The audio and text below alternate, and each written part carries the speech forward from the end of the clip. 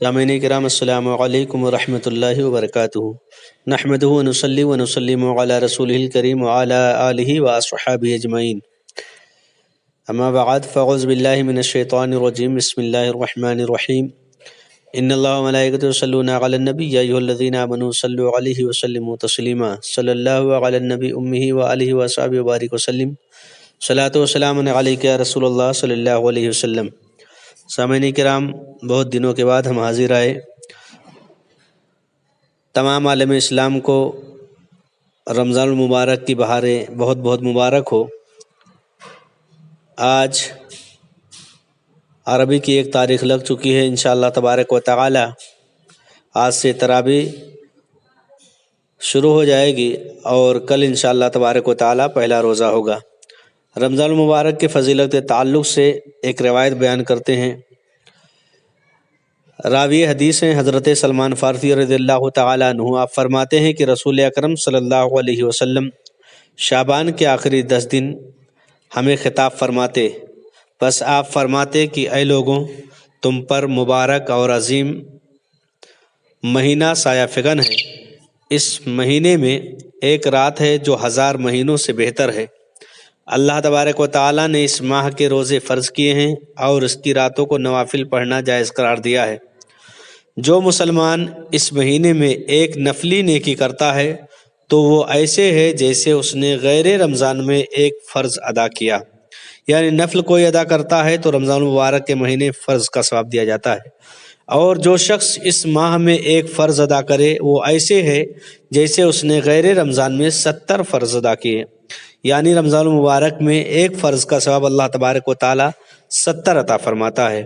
اور یہ صبر کا مہینہ ہے اور صبر کا ثواب جنت ہے، اور یہ غمخواری کا مہینہ ہے اور اس ماہ میں مومن کا رزق بڑھا دیا جاتا ہے، اور جو اس ماہ میں کسی روزہ دار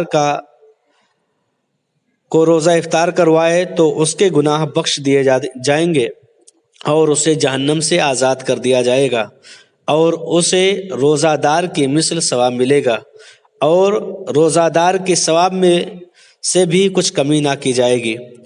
ہم نے عرض کیا، صحابہ کہتے ہیں جب یہ تمام باتیں حضور سرور کائنات صلی اللہ علیہ وسلم نے ارشاد فرمایا تو ہم نے عرض کیا، یا رسول اللہ، ہم میں سے ہر ایک روزہ دار کو روزہ افطار کروانے کی مالی حیثیت نہیں؟ تو حضور نے فرمایا کہ اللہ تعالیٰ یہ ثواب ہر اس شخص کو عطا فرمائے گا جو 1 گھونٹ دودھ، 1 چلو پانی یا 1 کھجور کے ساتھ کسی کو افطار کروائے، اور جو کسی روزہ دار کو پیٹ بھر کر کھلائے گا تو اس کو اللہ تبارک و تعالیٰ میرے حوض سے ایسا جام پلائے گا کہ وہ پھر کبھی بھی پیاسا نہیں ہوگا، یہاں تک کہ وہ جنت میں داخل ہو جائے گا۔ اور یہ وہ مہینہ ہے جس کا اول یعنی پہلے 10 دن رحمت ہیں، اور جس کا اوسط یعنی بیچ کے درمیان کے 10 دن گناہوں سے بخشش کے دن ہیں، اور آخری ایام میں 10 دن جو ہیں جہنم سے آزادی کے دن ہیں۔ آقا حضور فرماتے ہیں آگے کہ اور جس نے اس ماہ میں اپنے غلام پر آسانی کی، یعنی کام کرنے والے پر، تو اللہ تعالیٰ اسے بخش دے گا اور اسے جہنم سے آزاد کر دے گا۔ یہ ہے رمضان المبارک کی فضیلت جو حضور سرور کائنات صلی اللہ تعالیٰ علیہ وسلم نے بیان فرمائی۔ یہ حدیث مبارکہ ماہ رمضان کی بے شمار برکتوں اور عظمتوں پر مشتمل ہے۔ یہ علوم و معارف کا حسی گلدستہ ہے۔ یہ ماہ رمضان کی فضیلتوں کے انمول موتیوں کا خزانہ ہے۔ یہ روزے دار کی عظمت اور فضیلت کے جھنڈے بلند کر رہی ہے۔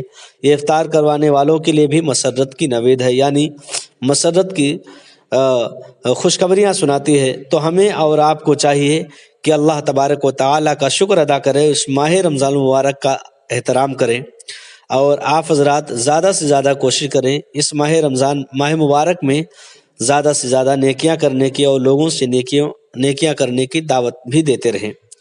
اللہ تعالیٰ کا ہم پر کس قدر احسان عظیم ہے کہ اس نے اس ماہ رمضان جیسے عظیم الشان ماہ ہمیں عطا فرمایا، اور یہ فضیلت صرف امت محمدیہ کے حصے میں آئی ہے۔ تو ہمیں چاہیے کہ ان راتوں میں ہمیں اللہ تبارک و تعالیٰ کی ہم لوگ عبادت و ریاضت کریں، زیادہ سے زیادہ نیکیاں کریں، تاکہ اللہ تبارک و تعالیٰ ہمارے اوپر کرم کی بارشیں عطا فرمائے۔ اور بالخصوص کرونا وائرس کے لیے آپ حضرات دعا بھی کرتے رہیں۔ اللہ تبارک و تعالیٰ تمام مومنین مومنات کو ان چیزوں سے حفاظت فرمائے۔ استغفر اللہ ربی من کل ذنب و اتوب الیہ۔